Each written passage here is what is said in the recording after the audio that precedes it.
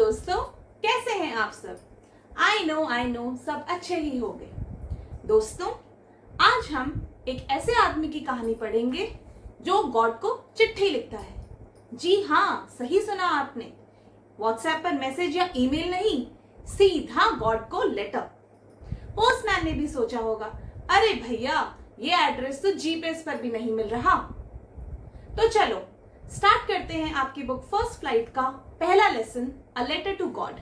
हमारी कहानी का सेंट्रल कैरेक्टर है लेंचो। लेंचो एक ईमानदार और मेहनती किसान था। उसकी पूरी फसल बारिश पर निर्भर थी। खेत में मक्के की फसल लहलहा रही थी और लेंचो को अच्छी बारिश का इंतजार था। बारिश के बाद उसे उम्मीद थी कि इस साल की मेहनत उसे भरपूर अनाज और खुशहाल जीवन देगी। सोचिए, जिस बारिश का आप बेसब्री से इंतजार कर रहे हैं वही आपकी जिंदगी की सबसे बड़ी तबाही बन जाए। क्या होगा जब बारिश की बूंदें आफत की ओले बनकर बरसेंगी?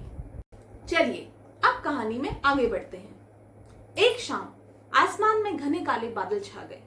लेंचो खुश था कि अब उसकी फसल को जरूरी पानी मिलेगा।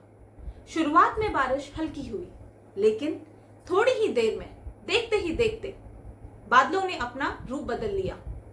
बादलों से बड़े बड़े ओले गिरने लगे।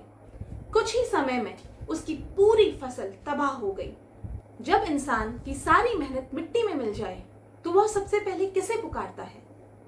जी हाँ, सही सोचा आपने, भगवान को। लेंचो को पूरा भरोसा था कि भगवान उसकी मदद जरूर करेंगे। उसका विश्वास इतना मजबूत था कि पल के लिए भी शक नहीं हुआ। उसने भगवान को एक चिट्ठी लिखी। चिट्ठी में उसने अपनी पूरी परेशानी बताई और 100 पैसों उसकी मदद मांगी ताकि वह दोबारा खेती कर सके।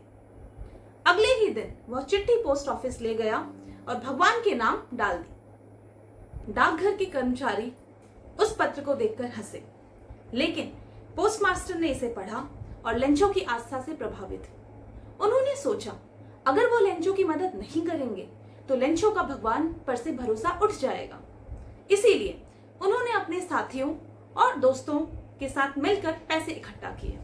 बहुत कोशिशों के बाद वे केवल 70 पैसों इकट्ठा कर पाए, लेकिन 30 पैसों अभी भी बाकी थे।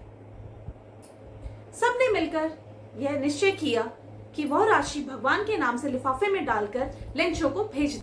मदद इंसान ने की, लेकिन लेंचो को तो यकीन था कि ये तो भगवान ने ही भेजी है। जब लेंचो को लिफाफा मिला तो उसने पैसे गिने। रकम पूरी नहीं थी, सिर्फ 70 पैसे थे। लेंचो को शक हुआ कि पोस्ट ऑफिस के कर्मचारियों ने बाकी पैसे खुद रख लिए होंगे।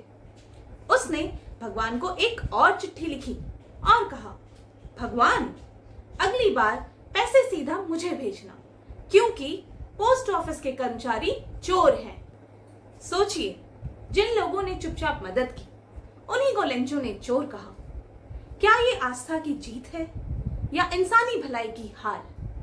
तो चलिए दोस्तों, अब हम इस कहानी के थीम यानी संदेश पर डिस्कशन करेंगे।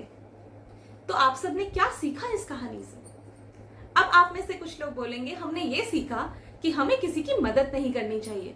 जैसा कि आपने कहानी में देखा कि लेंचो कि जिन लोगों ने मदद करी, लेंचो ने उन्हीं को चोर कहा, है ना? लेकिन नहीं, यह कहानी हमें यह संदेश नहीं देती है। इस कहानी से हम 2 बड़ी बातें सीखते हैं। पहली है आस्था की ताकत। जब इंसान का भरोसा अडिग होता है तो वह मुश्किल हालात में भी उम्मीदें नहीं छोड़ता। जैसा कि आपने कहानी में देखा कि लेंचो के ऊपर मुश्किलों का आसमान टूट पड़ा, लेकिन उसने भगवान पर भरोसा नहीं छोड़ा। दूसरा, हम इस कहानी से यह सीखते हैं कि हमें यह समझना चाहिए कि मदद करने वाले इंसान भी भगवान के ही रूप होते हैं। लेंचो की आस्था तो मजबूत थी, लेकिन उसने इंसानों की भलाई को पहचानने में गलती की। तो चलिए दोस्तों, आगे बढ़ते हैं और इस लेसन के इंपॉर्टेंट क्वेश्चन आंसर्स पर नजर डालते हैं। अगर आपको मेरी वीडियो पसंद आई तो प्लीज इस वीडियो को लाइक कीजिए और हमारे चैनल को सब्सक्राइब कीजिए। Thank you.